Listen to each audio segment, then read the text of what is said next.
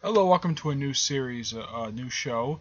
This is called TV Reviews, and I review basically for this one.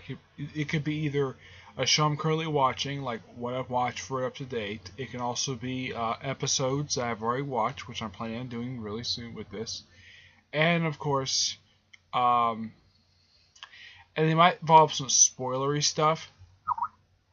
And basically, I'll be giving my opinion on just answering somebody on Twitter on Skype. Basically, I give my opinions on the show and what I recommend, what I would and would I not recommend watching it. It might be also shows that were on the air and that were abruptly canceled because of the network being stupid. All right, the first show I'm going to talk about is Sleepy Hollow, a show that, um, as of 5 months ago,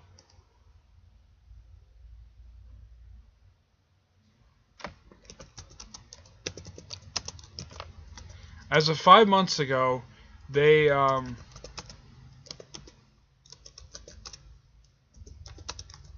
they ended season 3, which I'll get to soon. But I'm going to talk about what I do and do not like about the show. Now, what is the Sleepy Hollow TV show? Well, it's simply put, it's taking the um, the classic Washington Irving short story and moving it to present day, which I think is a really interesting idea. Now, some people may not be liking the idea. Well, they've already done the whole Sleepy Hollow film, adapting to film many times over the years, and it's set using the same time period. This one, I think, as though they did completely different, which I did like that. As a matter of fact, there's a character which I'm going to get to who was named after the late Washington Irving.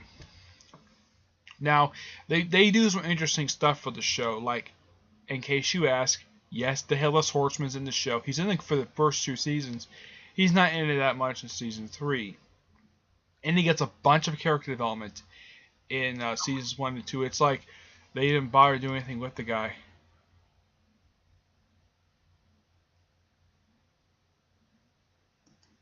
Um, basically, of how to develop him. Now, pretty much the show started out with a pilot where Ichabod is, and it starts out in 1781, which is the same year that the fighting ended in the American Revolutionary War, which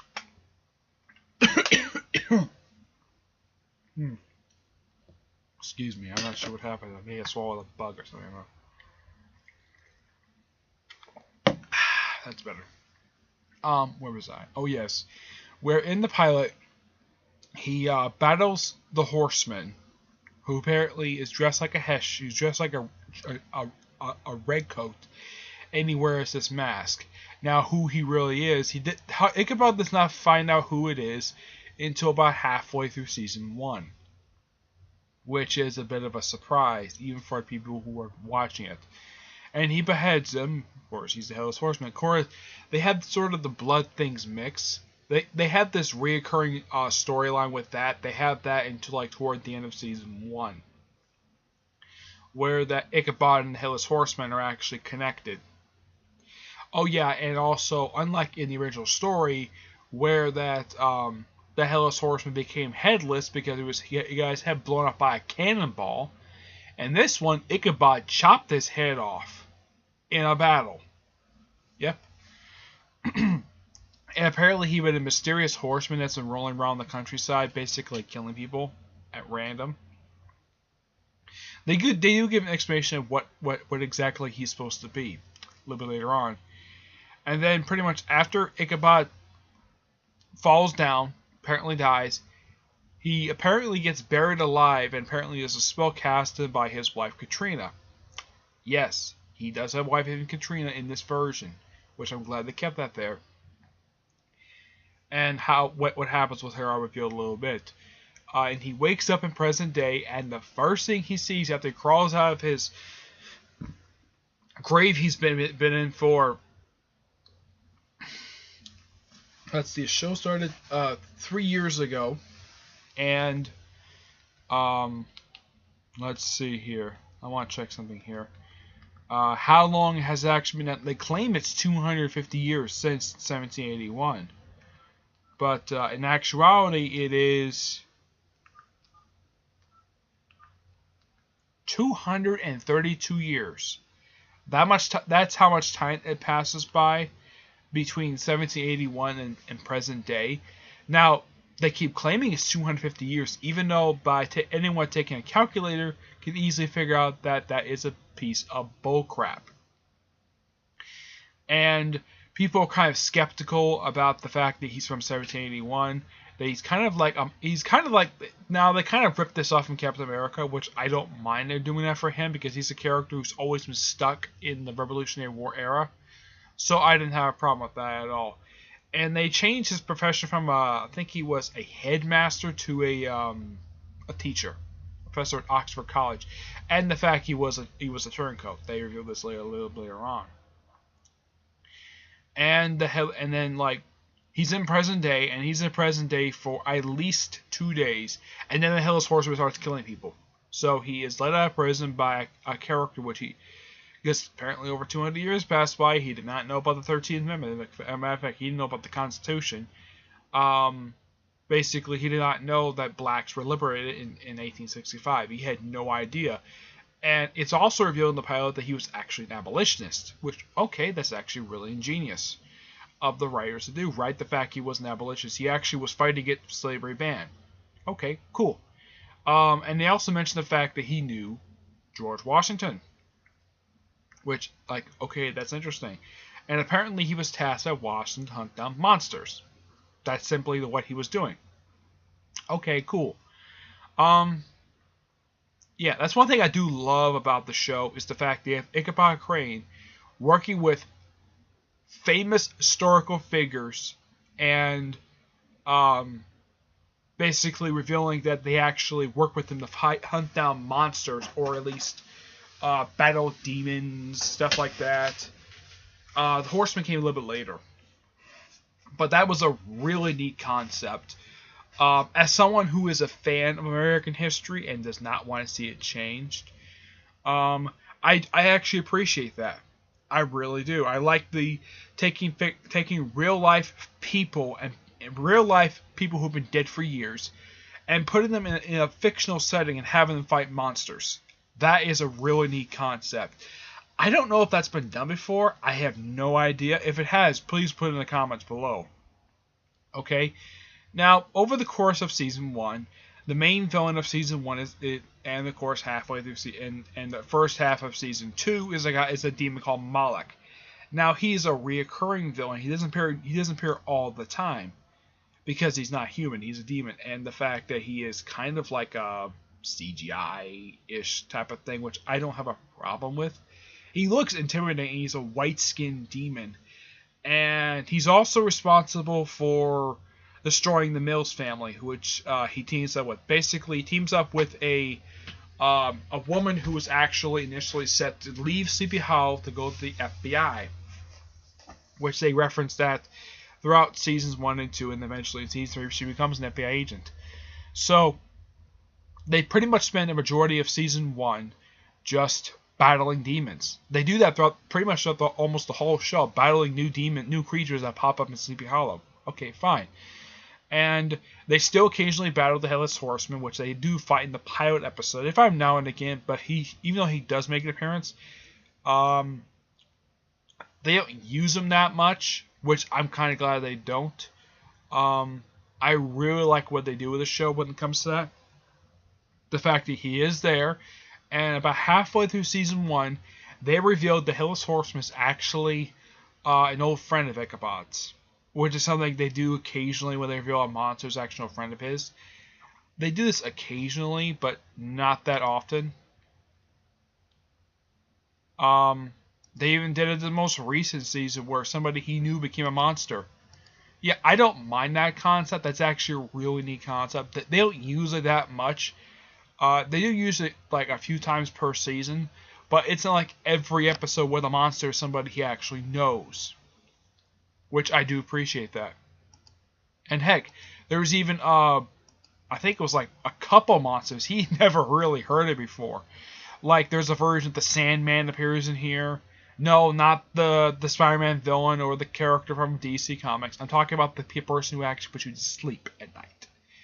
And there's a version of the Tooth Fairy who pops up in here as well, which they do try to battle him. I believe in season 3. I believe they actually battled the Tooth Fairy in season 3, which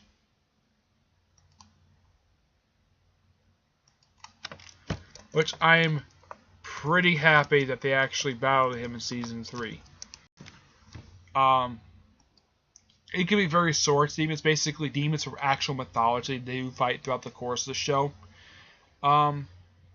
There's some recurring characters that do pop up in there, but I don't like the development they gave them. Now, in the pilot episode, they actually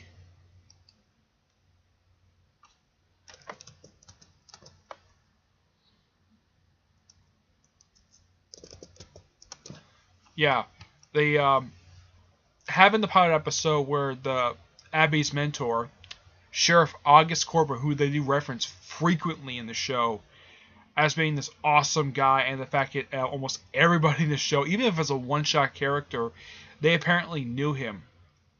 Heck, even in season 3, Abby's father, which they do meet up with season 3, which they apparently he was a deadbeat dad and apparently left them. Of course, they reconcile with him.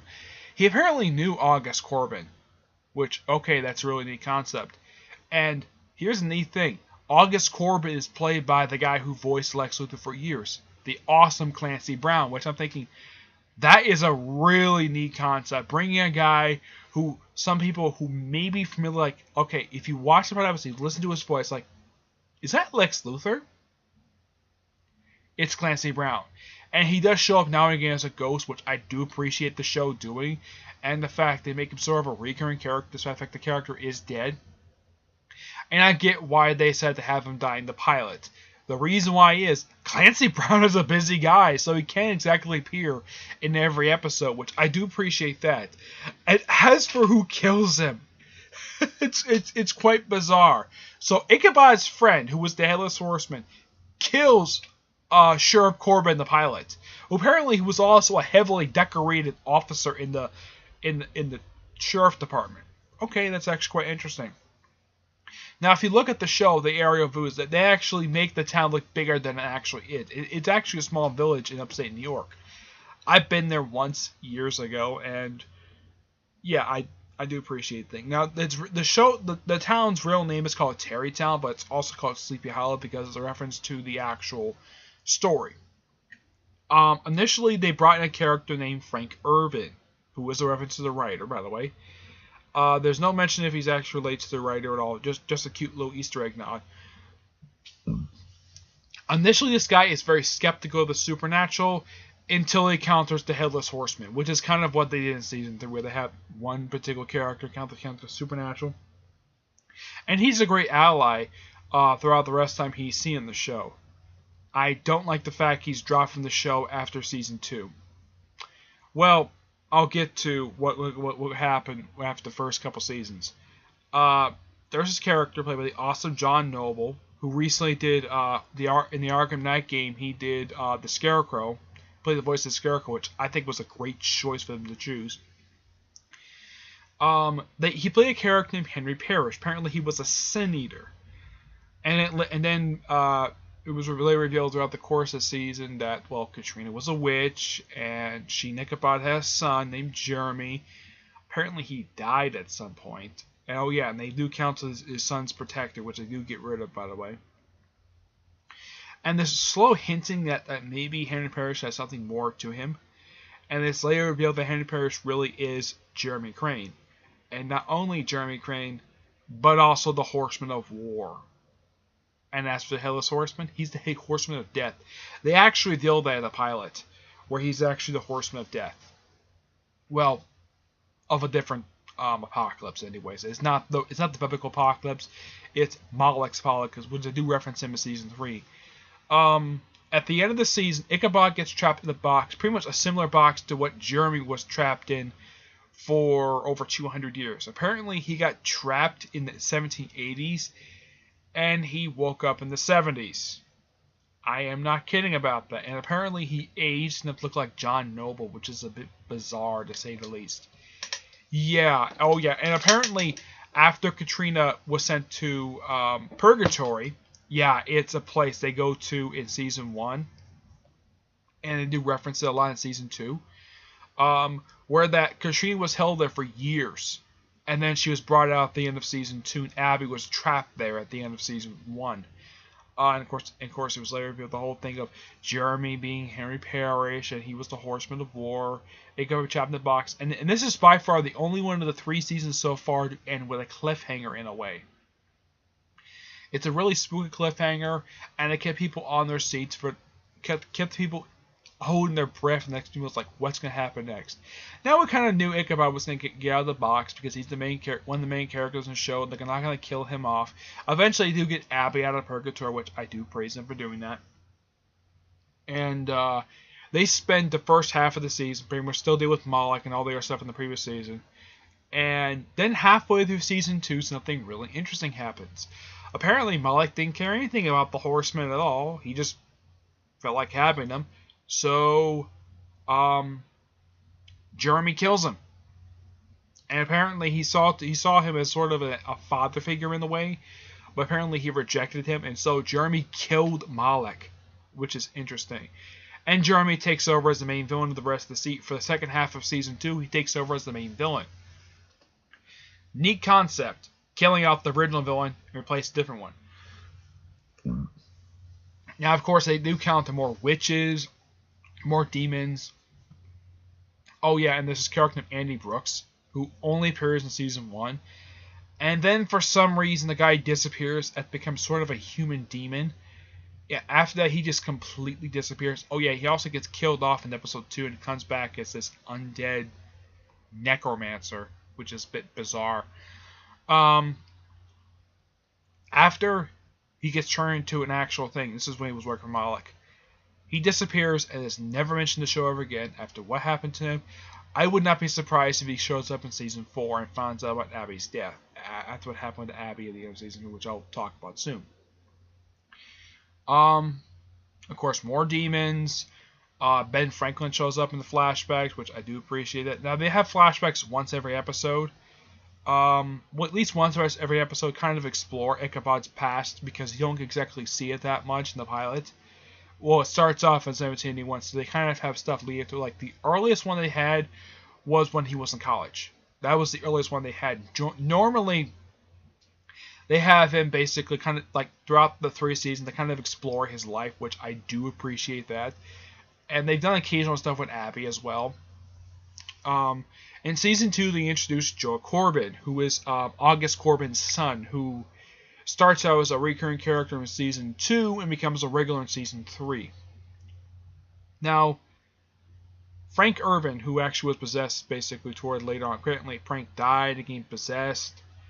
And Frank, before he turned fully evil, he wanted to protect his family, which I do appreciate. I don't have a problem with that. It's really well written.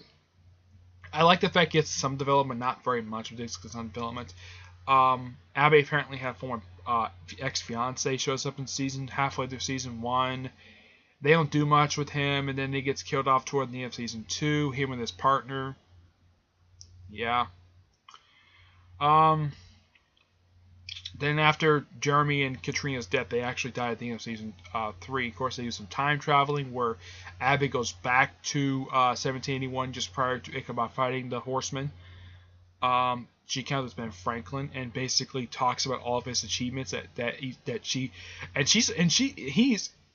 she knows his reputation as a ladies' man, so he knows how to basically get on his good side.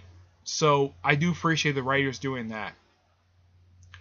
But then after Jeremy and Katrina are defeated, I almost forgot. In season 2, the replacement for Frank, who apparently was charged with something, I think he was charged with murder.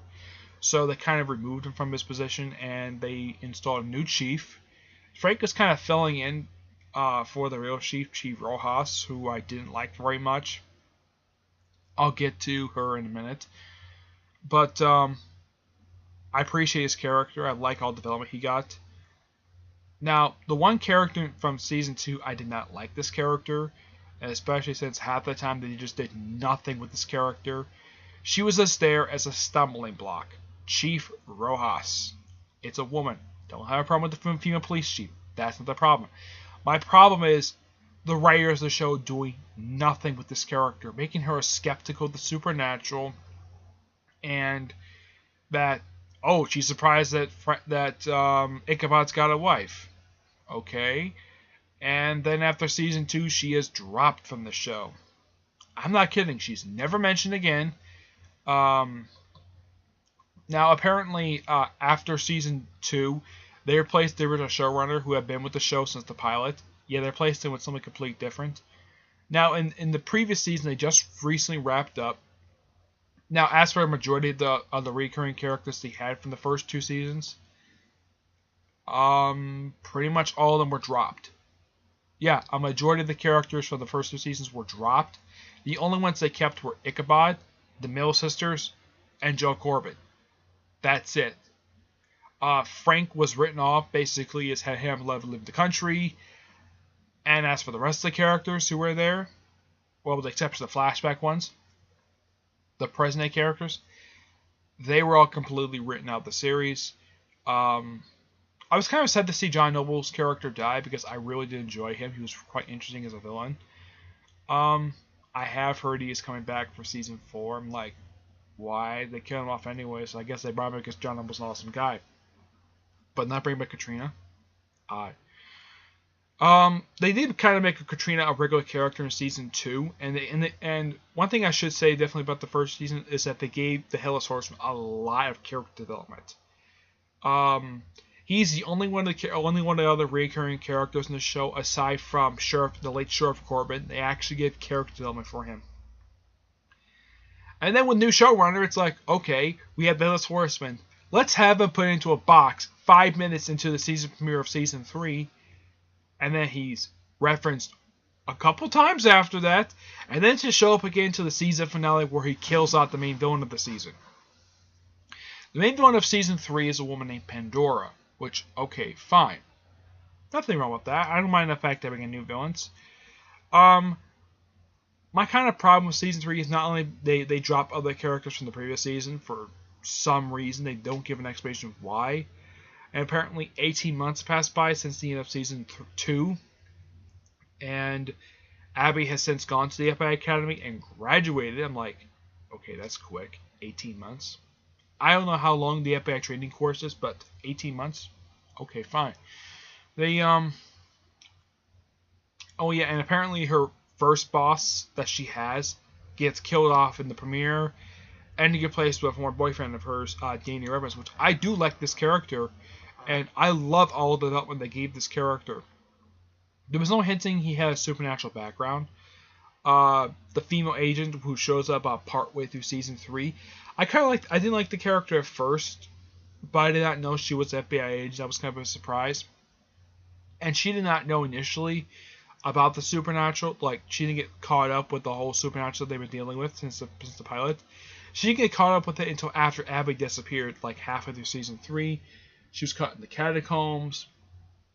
The Hidden One, I thought, was a really interesting character. The problem with him was they didn't develop that much. They gave more development to Pandora than they did to the Hidden One, who was supposed to be the much more bigger bad of season 3. He got 0 development at all. Yeah, he got 0. I was kind of happy they brought back a creature this past season. The character called the Kindred, who showed up in season 1. And then he disappears after fighting the Headless Horseman. He is never seen again until he shows up in season 3. Apparently, the Hidden One is drawing him a bunch of other supernatural creatures to town. Okay, fine. And I kind of have 2 problems with this season, which I'll get to in a minute. But, yeah, and of course, after the Contreras stopped, he's actually going on a killing spree for some reason. Apparently, he wants a mate. They make him a mate. It's kind of like Frankenstein's monster in a way. And then the Hidden One destroys him at the end of the episode like it was really nothing. It kind of felt like the showrunner had to bring him back because they kind of had to resolve a little plot thread from season 1. So he was kind of embarrassed, like, okay, fine, I'll bring this monster back. And then he dies at the end of the episode. I don't get why. Everything's going good, and in the third to last episode, Reynolds finds out about he finds out about Abby and Ichabod fighting monsters. Okay, fine. And I love the fact how he kind of has it very slowly. Yeah. And then in the following episode, they had the season's first big mistake. Well, early on, just before the halfway, I think it was a little past the halfway point of season 1 of this particular season 3, that Joe Corbin and Jenny Mills, Abby's sister, had got into a relationship. I'm like, okay, that's actually a really interesting development. And then the character gets killed off in the penultimate episode of season 3. I'm like, why? Why did this character have to die? I actually like this character. I don't know of anybody who actually had a problem with Joe Corbin, but I thought he was a really interesting character. I especially love the fact that his father was famous, that he kind of resented his father. Heck, even after he died, he basically reconciled his father, which I do appreciate that. With having Clancy Brown and having August and Joe basically reconciling, like being happy to see each other in the afterlife. I thought it was really nice they did that. My problem is killing him. Now they don't write it off like it's nothing, like they did in a miniseries called Titan/Young Justice Graduation Day. It's not like, yes, he's the first regular character to die in a while, but at least he had a good death. I disagreed with actually killing him because I like this character. I don't get why. He was funny, he was interesting, and they have him die, and he's killed by his girlfriend. Don't know why. And then the following episode, they kill Abby. Yep, Abby dies in the final episode of the season. And as payback, what does Ichabod do? He sicks the Headless Horseman on Pandora after her husband gets killed by Jenny. Yeah, basically, the Hidden One's drained of all his power. Then Jenny shoots him basically as payback for what happened with Joe. And then, Pandora kind of takes over as the main villain of the episode, and it lasts for most of the episode until she's hacked to death by the Headless Horseman. I was kind of shocked to see. I was so happy to see him. It was kind of an exciting moment, like, holy crap, it's the Headless Horseman. And the one thing I didn't like about, there was one change they did to him I did not like. I thought was, what? Why did they change this? They changed his axe to the cool looking axe he had in the first 2 seasons. And then, like, in this season, the axe looks completely different. Like, the top half looks pretty much the same, but they had 2 smaller blades to the bottom. Like, why? Why did they add 2 smaller blades to the bottom? It just made no sense. And I didn't have a problem with them killing Pandora. I thought it was a really good idea. Well, throughout the second half of the season, they were pretty much, after Pandora's box was destroyed, they were spending time. One of the recurring plot threads is that they were trying to rebuild it. Okay, fine. And then the previous episode, the box is fixed. And of course, they run into Betsy Ross, who is a recurring character in season 3. I actually like her character. And for a real-life character appearing in a fictional show, she got a bunch of character development. Apparently, she and Ichabod had a thing before Ichabod met his wife. Okay, fine. So, they had the character Abby die because apparently the box wanted her for some reason. I don't know why. And then, of course, the box is destroyed right after Pandora dies.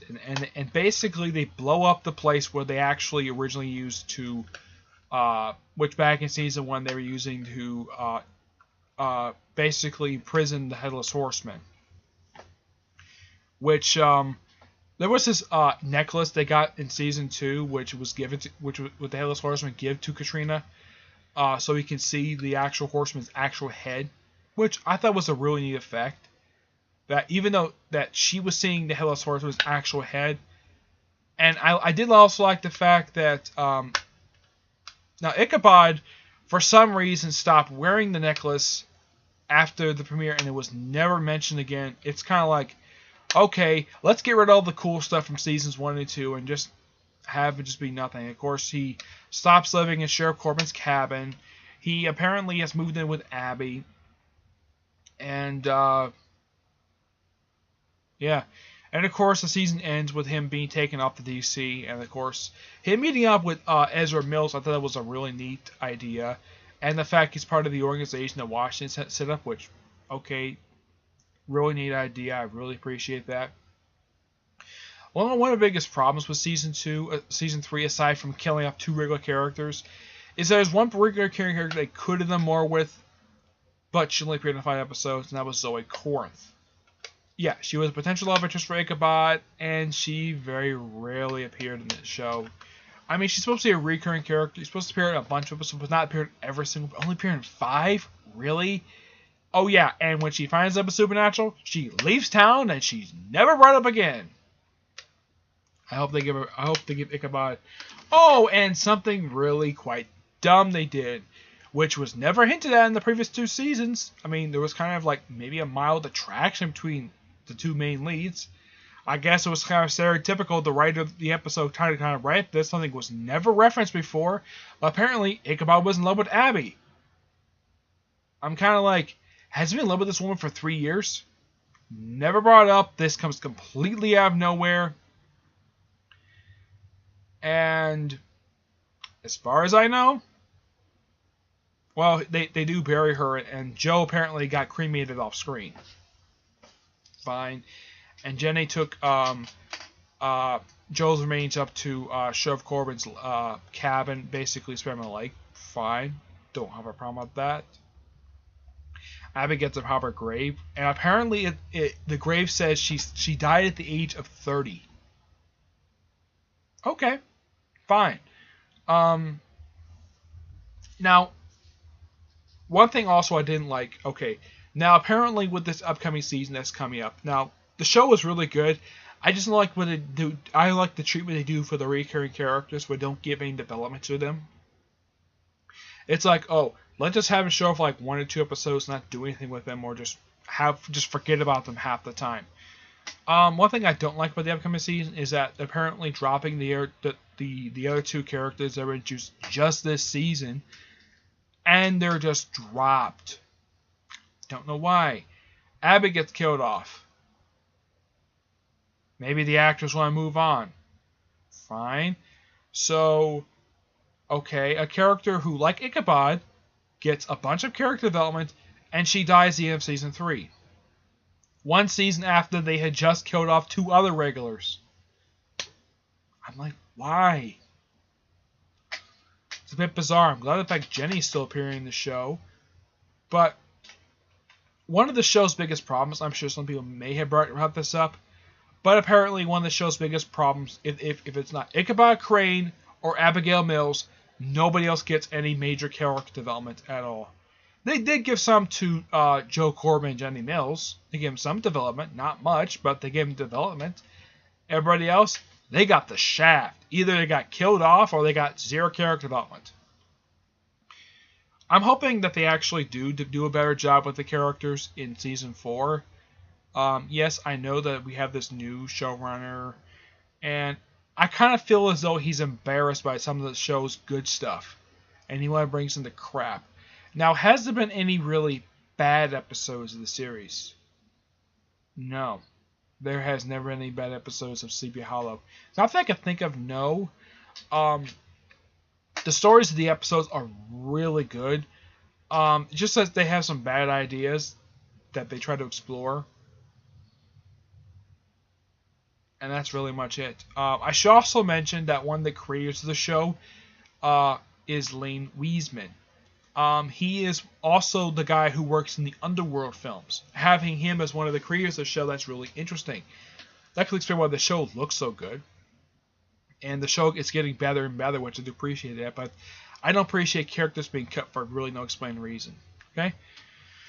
But that's it for this TV review. In my next one, I'm going to talk about the stuff for Supergirl. I'm going to talk about Supergirl next episode. Okay? Alright? So until then, I will see you there. Bye.